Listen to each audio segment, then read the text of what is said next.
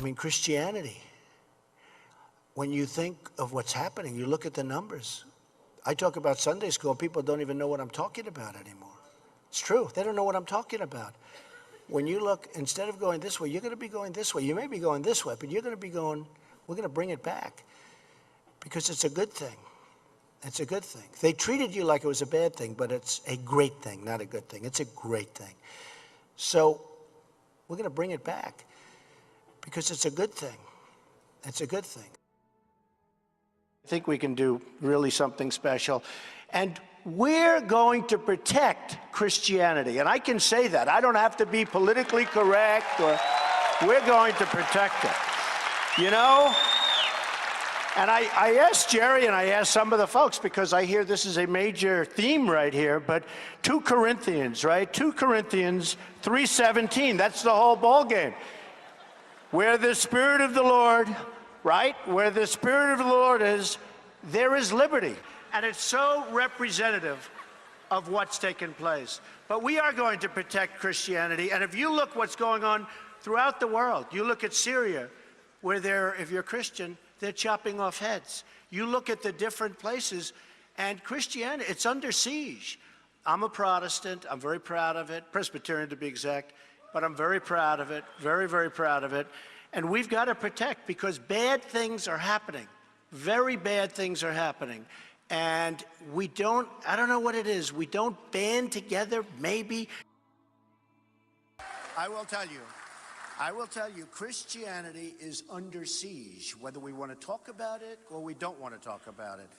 And if I said some of the things about Christians that I've said about the Muslims, where we have a problem, and it's a problem we have to talk about, and I brought it out, I took a lot of heat for bringing it out, and I will tell you that now people are saying he did a great service. Just like when I brought out illegal immigration, everybody went crazy about Trump.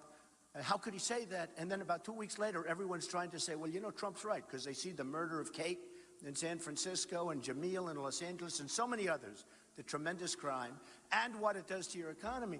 So I brought these things out. I feel I have an obligation to bring them out. You know, remember, I'm self-funding my campaign, so I don't have anybody speaking in my ear.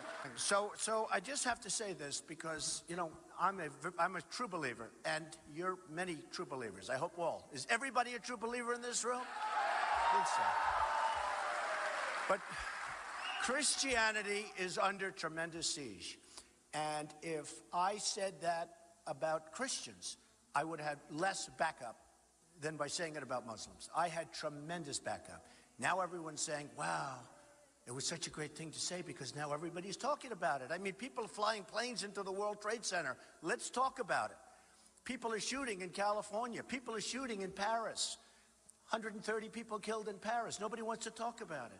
We have a president that doesn't want to say radical Islamic terrorism. He doesn't want to talk about radical Islamic terror. He doesn't want to even mention it. It's like it doesn't exist. It exists. And I'll tell you something. If I said that about Christians, and if I said banned, I'm telling you, I would have had less difficulty. And that's pretty sad because we're Christians. I'm Protestant. I'm Presbyterian. Are you surprised to hear that? Yeah. I always like to bring my communion pictures along. Sometimes I'll bring a communion, but I didn't want to. I think you believe me, right? You've seen.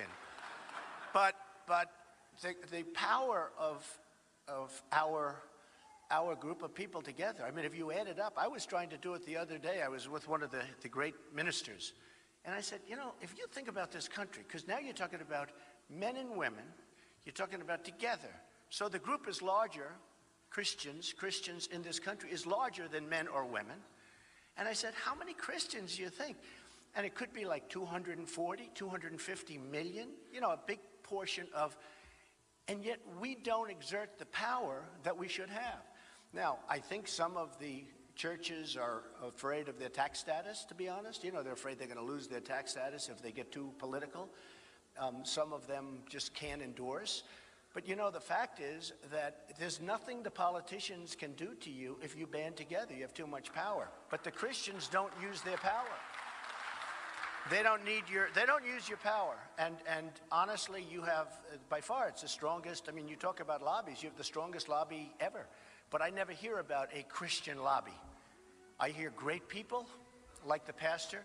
I hear some unbelievable people. Many, many friends are ministers, and lots of them have endorsed me already.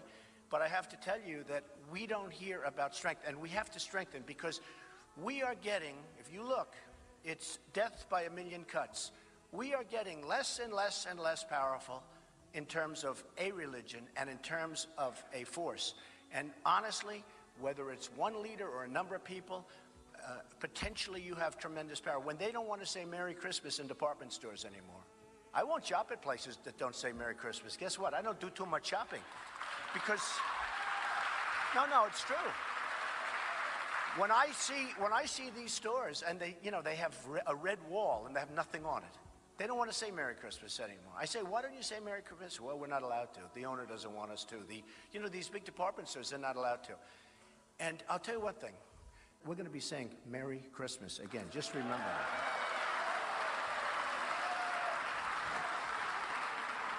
And by the way, Christianity will have power without having to form, because if I'm there, you're going to have plenty of power. You don't need anybody else. You're going to have somebody representing you very, very well. Remember that.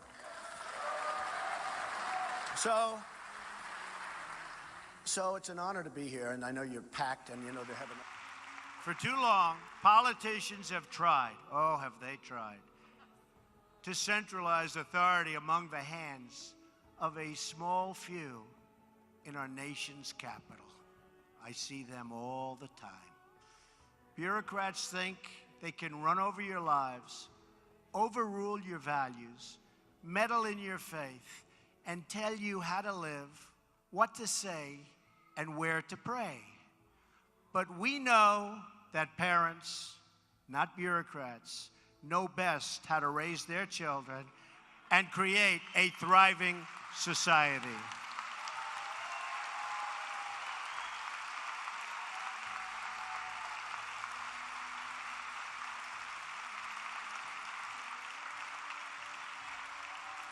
And we know that families and churches, not government officials, know best how to create a strong and loving community.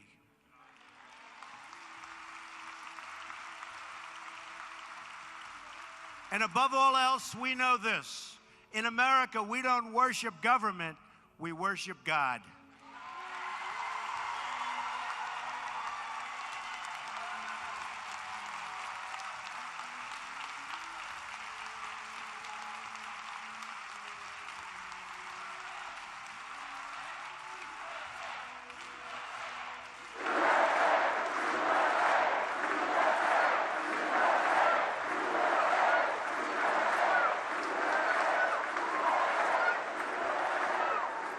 Religious liberty is enshrined in the very First Amendment in the Bill of Rights.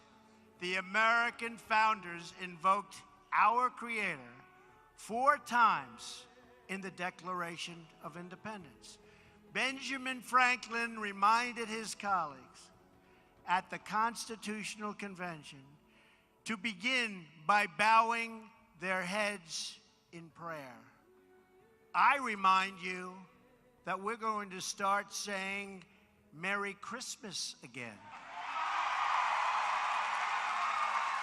I also want to speak to all of the people, see, you thought I forgot, in our faith community who are here with us tonight, veterans and non-veterans alike.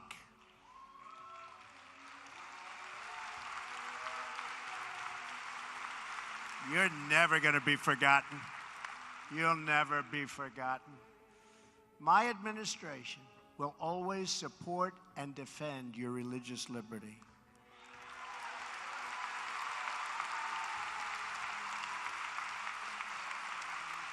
We don't want to see God forced out of the public square, driven out of our schools, or pushed out of our civic life. We want to see prayers before football games if they want to give prayers.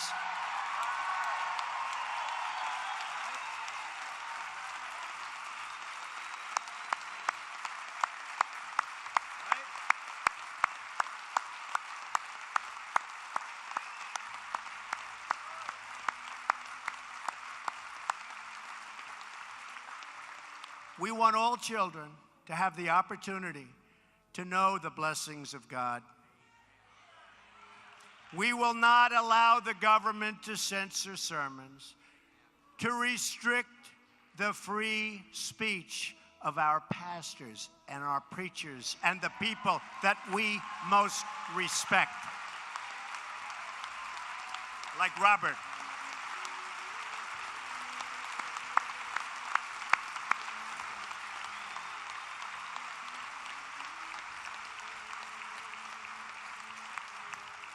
That is why, just as I promised Pastor Jeffress and other faith leaders, I just signed an executive order following, and this is something that makes me very happy and very proud, following through on my campaign pledge to stop the Johnson Amendment from interfering with your First Amendment rights.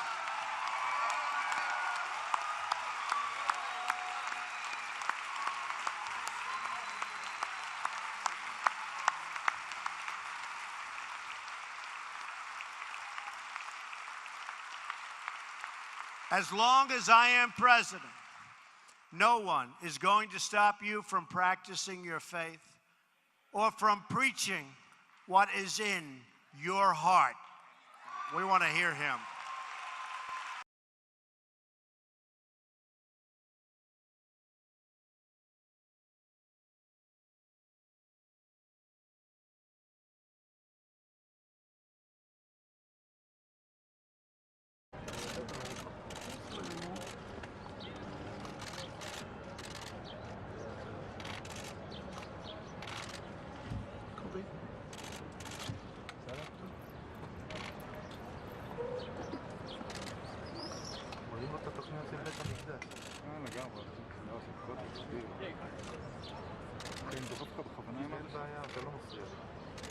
תראה את הצלמים מאחור, אתה רואה למה אני מתכוון?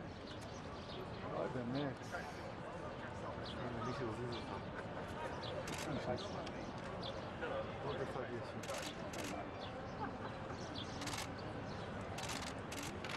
הנה, הבנת, לא? כן, כן, כן. וערבת הכל בתוך המשפחה. אבנר. וואו, תקרא, אל תרימו לידיים, אחי.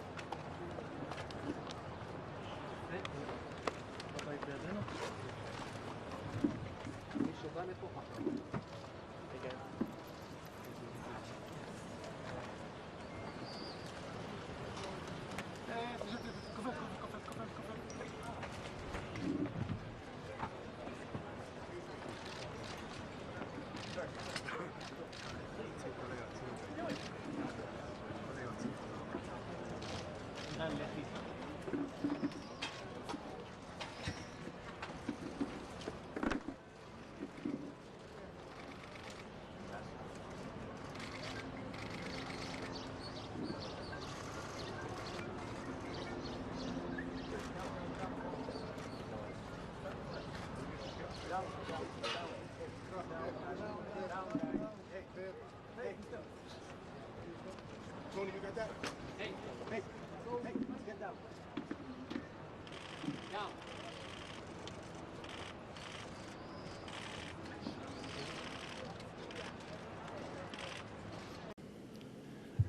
Ваше Высокопреосвященство, дорогие друзья, церемония освящения нового храма Сретенского монастыря – важное, значимое событие не только для православных верующих, но и для нашего общества в целом.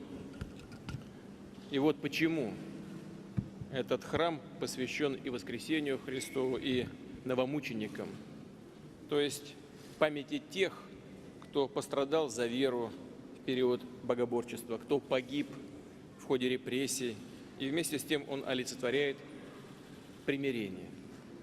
Глубоко символично, что новый храм открывается в год столетия февральской и Октябрьской революции, ставших отправной точкой для очень многих из тех тяжелейших испытаний, через которые пришлось пройти нашей стране в 20 веке. Мы должны помнить и светлые, и трагические страницы истории, учиться воспринимать ее целиком, объективно, ничего не замалчивая. Только так возможно в полной мере понять и осмыслить уроки, которые нам преподносит прошлое. Мы знаем, как хрупок гражданский мир. Теперь мы это знаем. Мы никогда не должны забывать об этом. Не должны забывать о том, как тяжело затягиваются раны расколов. И именно поэтому наша общая обязанность делать все от нас зависящее для сохранения единства российской нации. Через постоянный диалог поддерживать общественно-политическое согласие. И опираясь на наши традиционные ценности, на ценности традиционных наших религий и православия, ислама, иудаизма, буддизма, не допускать никакого ожесточения и никакого раскола. Создание общности целей, главные из которых благополучие каждого нашего человека и нашей Родины в целом, и есть тот ключ, который помогает преодолевать разногласия.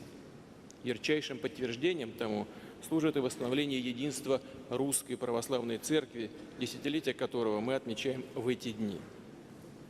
Путь к возрождению церковной целостности, к объединению Русской Православной Церкви, Московского Патриархата и Русской Православной Церкви за границей был непростым. Да иначе и быть не могло.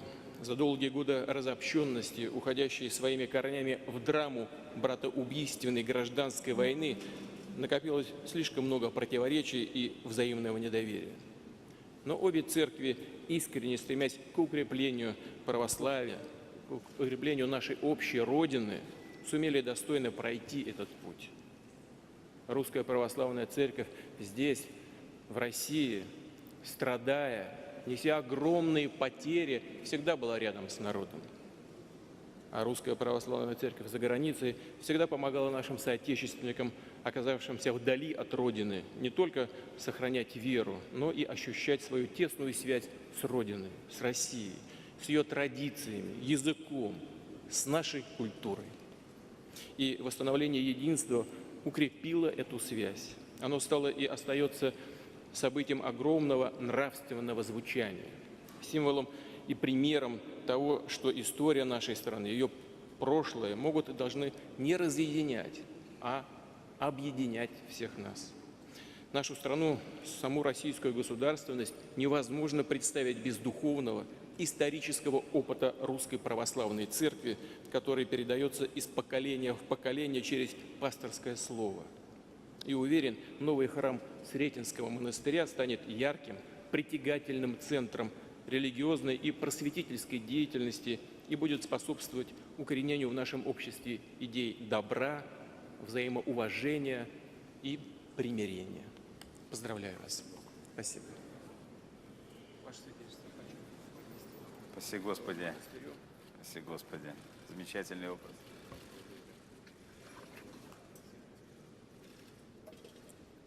Благодарю вас, Владимир Владимирович, за слова, которые вы сейчас произнесли.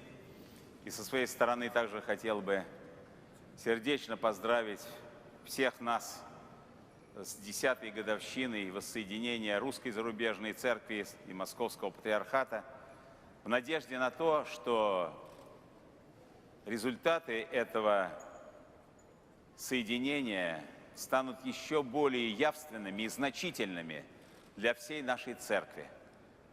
У нас есть время для того, чтобы углублять это единство, делать его еще более прочным, и чтобы оно во всей полноте служило восстановлению благочестия и веры в нашем народе.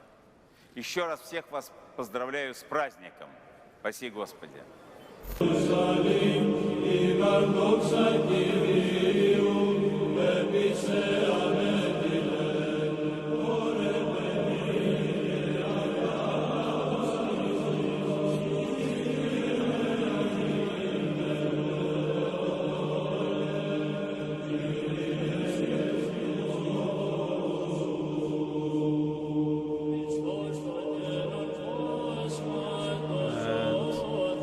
Preparing for the Holy Fire Saturday. You see how the church is crowded.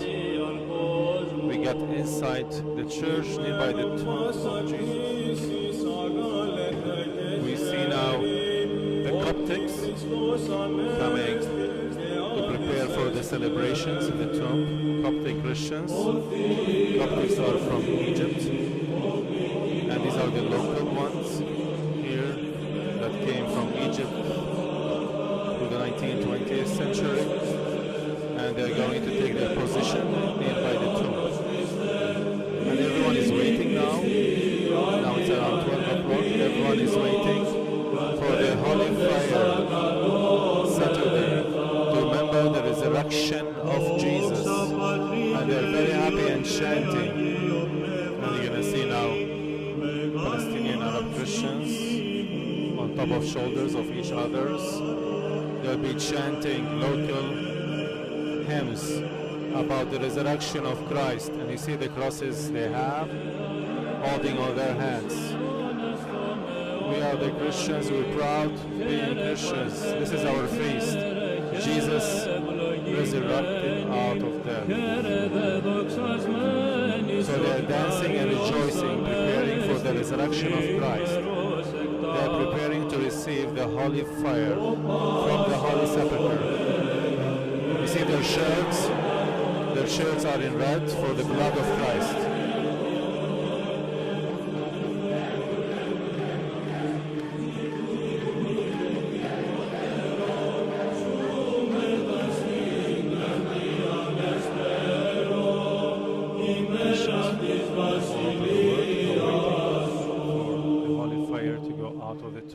No one knows exactly when is the timing. All are waiting in anticipation.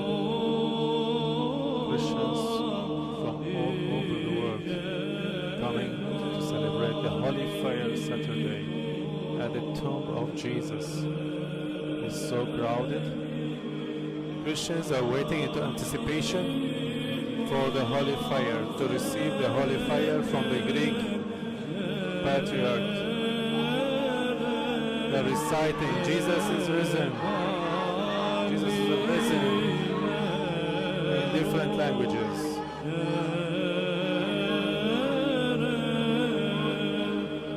You're gonna notice very soon the candles will be lit from one person to another person. And the fire is coming from the tomb right now. The fire is coming out. The regular candles. The bells are ringing. The fire is coming out. You can see the candles now. Jesus is risen.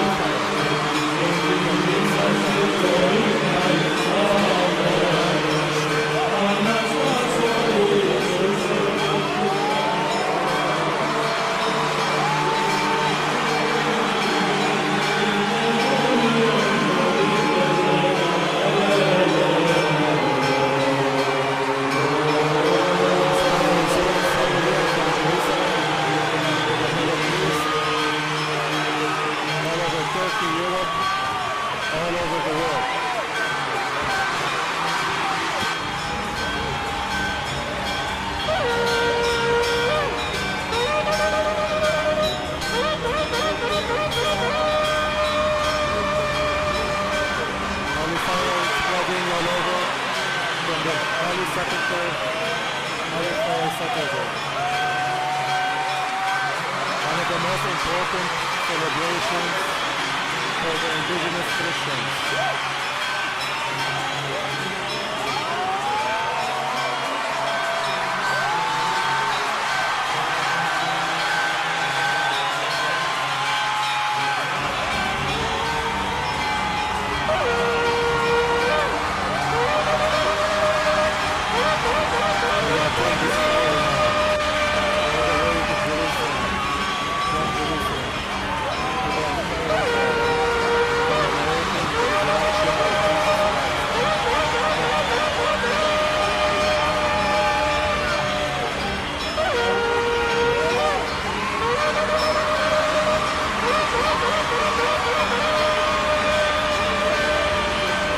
Such a blessing, the light of Jesus.